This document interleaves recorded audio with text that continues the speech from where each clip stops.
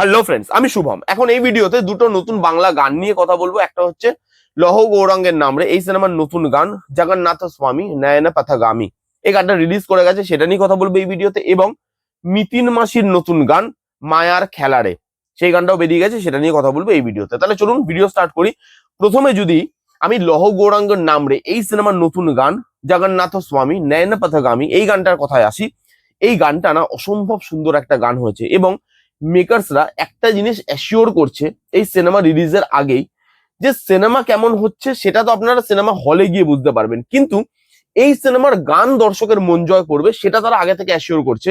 এর যে আগের গানটা বেরিয়েছিল, আমার চ্যানেলে রিভিউ আছে, চাইলে কি আপনারা চেক আউট করতে পারেন। সেটা অসম্ভব ভালো একটা গান, এবং এই গানটাও না ইকুয়ালি গুড। হ্যাঁ, দুটো গান হয়তো জগন্নাথ দেবের কথা বলছে, হয়তো শ্রী চৈতন্য দেবের কথা বলছে, কিন্তু এই দুটো গান শুনতে আলাদা লাগছে। এরকম মনে হচ্ছে না যে একই ধরনের গান হয়ে গেছে, সেটা মনে হচ্ছে না। তারা যে গানগুলোকে চুজ করেছে সেটা খুব ভালো, এবং সেইগুলোকে যেভাবে অ্যারেঞ্জ করেছে দেখতে ভালো লাগছে। এটা লিরিক্স লিখেছে শঙ্করাচার্য। এইবার অনেক এরকম বোদ্ধা আছে, অনেক বোদ্ধা রিভিউয়ার আছে, যারা এই গানটা যখন রিভিউ করবে তখন বলবে লিরিক্সটা হেভি, আমি পুরো বুঝে গেছি। এবার আপনি যখন তাকে বলবেন যে আচ্ছা বাবা বলো তো লিরিক্সটাতে কি বলতে চেয়েছে, তারা বলতে পারবে না। কিন্তু আমি সেরকম নই। গানটার লিরিক্সটা ভালো, কিন্তু আমি যে সম্পূর্ণ লিরিক্সটা বুঝতে পেরেছি সেটা কিন্তু নয়। আমি অত বড় বোদ্ধা নই, অত বড় শিক্ষিত নই যে আমি এই গানটার পুরো লিরিক্সটার, আপনি যদি এখন আমাকে বলেন যে বাংলা করে বলো আমাকে যে লিরিক্সটা কি বলতে চাইছে, সেটা আমি বলতে পারবো। সেই শিক্ষায় শিক্ষিত এখনো অব্দি আমি হইনি, তো সেটা আমি জোর গলায় জাহির করে বলতেও পারবো না। কিন্তু লিরিক্সটা ভালো লাগছে শুনতে, গানের মিউজিক দিয়েছে ইন্দ্রদীপ দাশগুপ্ত, সেটা ভালো লাগছে, এবং গানটার সঙ্গে না মিউজিকটা বেশ ভালো জেল করেছে, ভালো লাগছে। গানের মধ্যে যেরকম ইনস্ট্রুমেন্টের ব্যবহার করা হয়েছে সেই জিনিসটা ভালো, সেই এরাটার কথা মনে করাচ্ছে। শুভশ্রীদি আছে, শুভশ্রীদিকে অসম্ভব ভালো লাগছে গানটার মধ্যে। এবং এখানেও আমরা সেই দুটো ফেজ দেখতে পাচ্ছি। একটা হচ্ছে শ্রী চৈতন্য দেবের যে রিয়েল টাইম, সেটা আমরা দেখতে পাচ্ছি, এবং একটা দেখতে পাচ্ছি যখন নটি বিনোদিনী শ্রী চৈতন্য দেব এবং শ্রী জগন্নাথ দেবের যে সেই এরাটাকে পারফর্ম করছে, সেই সময়ের গল্পটাকে পারফরমেন্সের মাধ্যমে বলছে, সেই জিনিসটা দেখতে পাচ্ছি। আগের গানেও সেটাই দেখতে পেয়েছিলাম, এখানেও সেটাই দেখতে পাচ্ছি, এবং জিনিসটাকে না ভালোভাবে সাজানো হয়েছে। এখানে জয়তী চক্রবর্তী গানটা গেয়েছে, পদ্ম পলাশ গেয়েছে, এরা দুজন খুব ভালো সুন্দর গানটাকে গেয়েছে, গানটার সঙ্গে জাস্টিফাই করতে পেরেছে। এরাটা ভালো রিক্রিয়েট করা গেছে, শুভশ্রীর দিকে ভালো লাগছে দেখতে। গানটার লিরিক্স ভালো, মানে গানটার লিরিক্স যে আমি পুরো বুঝতে পেরেছি সেটা তো অবশ্যই বলবো না, কিন্তু গানটার লিরিক্সটা শুনতে ভালো লাগছে, গানটার সঙ্গে যাচ্ছে। এবং এই পুরো জিনিসটাকে মিউজিক কম্পোজিংটা যেভাবে এক জায়গায় এনেছে পুরো জিনিসটাকে, সেটা ভালো লাগছে দেখতে। সব দিক থেকে গানটা কিন্তু মানুষের মন জয় করবে, এটাই আমার ধারণা। এর আগের গানটা যদি আপনি দুটো গানের মধ্যে আমাকে কম্পেয়ার করতে পারেন, দুটো গানই ভালো। হ্যাঁ, আগের গানটা হয়তো যেহেতু আমি লিরিক্সটা আরো বেশি ভালো বুঝতে পেরেছি, লিরিক্সটা আরেকটু ইজি ছিল এটার থেকে, তো সেহেতু বেশি আন্ডারস্ট্যান্ড করতে পেরেছি লিরিক্সটা, সেহেতু আগের গানটা হয়তো আমার একটু বেশি ভালো লেগেছে। কিন্তু এই গানটাও ইকুয়ালি গুড, সেই থিমটাকে, সেই মুডটাকে, সেই এরাটাকে, সেই গল্পটাকে ভালোভাবে ফুটিয়ে তুলতে পারছে, বলতে পারছে।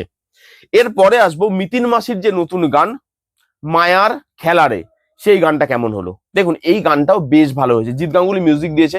এবং আমি এর আগে অনেকবার বলেছি যে জিৎ গাঙ্গুলি একটা সময় যেরকম ধরনের মিউজিক দিয়ে আসতো, মানে যেটা বাংলা সিনেমার জন্য বা বাংলা মিউজিকের জন্য স্বর্ণযুগ ছিল, যেটা জিৎ গাঙ্গুলি এসে মিউজিকটাকে এমন ভাবে পরিবর্তন করলো যে যারা হিন্দি গান শুনতে একটা টাইমে শুধুমাত্র, তখন তারা বাংলা গানও শুনতে শুরু করলো।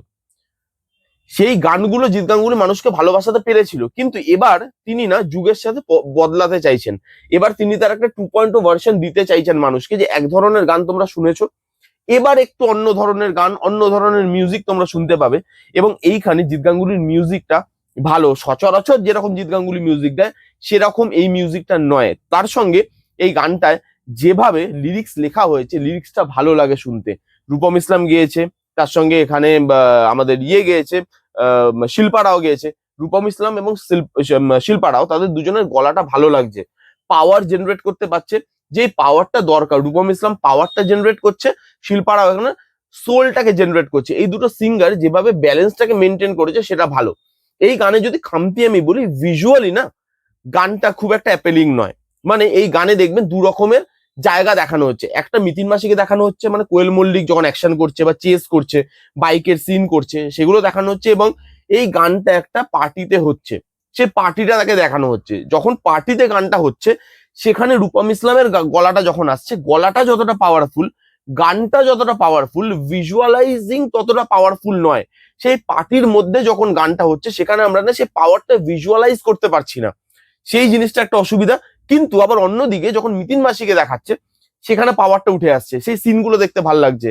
কোয়েল দিক অসাধারণ লাগছে দেখতে। অ্যাকশন অবতারে মিতিন মাসি হিসাবে কোয়েল মল্লিককে মানুষ পছন্দ করেছে এবং সেই জায়গাটা তিনি ধরে রাখতেও পেরেছে, এবং সেখানে সেই অ্যাকশন সিনগুলো বা সেই মানে চেজিং সিনগুলো সেগুলো ভালো লাগছে দেখতে। কোয়েল মল্লিকের জায়গায় গানটা আবার ভিজুয়ালি খুব আপলিফ্ট করে যাচ্ছে, কিন্তু যখনই ওই পার্টির মধ্যে গানটা চলছে ওটা আবার মিনমিনে, ওটা আবার একটুখানি কিরকম মানে সব স্টেজ বলে মনে হচ্ছে যে শুটিং হচ্ছে, সেখানে বাজেটের দরকার ছিল বাট দেওয়া যায়নি, সেটাকে ল্যাভিশ ভাবে প্রেজেন্ট করা যায়নি। একটা প্রোগ্রাম হচ্ছে সেটাকে দেখাচ্ছে এবং সেটা পাওয়ারটা জেনারেট হচ্ছে না। গলায় পাওয়ারটা আছে বাট সেই মানে ওই পার্টটুকুতে আমি দেখতে পেলাম না পাওয়ারটা, ওইটা একটা। তাছাড়া এই গানটা বেশ ভালো, যেভাবে সিঙ্গিং করা হয়েছে, যেভাবে কোয়েল মল্লিককে প্রেজেন্ট করা হয়েছে অ্যাকশন আভাতারে, যেভাবে মিউজিক দেওয়া হয়েছে, যেভাবে লিরিক্স লেখা হয়েছে, গানটা কিন্তু ভালো। যখন আপনি গানটা শুনবেন তখন আপনি আরো বেশি ভালো সেই গানটাকে ফিল করতে পারবেন যখন শুধু হেডফোনে শুনবেন। যখন দেখবেন তখন ওই পার্টিকুলার পার্টে যখন গানটা চলবে তখন একটু রিদমটা কেটে যায়, বাদ বাকি এই গানটাও কিন্তু ভালো গান। বাংলা গান তারা ভালো বানানোর চেষ্টা করছে, চার দেওয়ালের বাইরে সিনেমা বানানোর চেষ্টা করছে, দেখা যাক তারা কতটা সফল হয়। কিন্তু এই যে দুটো গান, লহ গৌরাঙ্গের নামরে সিনেমার নতুন গান এবং আমাদের মিতিন মাসির নতুন গান, এই দুটো গানই কিন্তু বেশ ভালো লেগেছে। কারা কারা শুনেছেন এই গান দুটো কমেন্ট করে জানান যে আপনাদের কিরকম লাগলো। যারা যারা শোনেননি জান গিয়ে শুনুন।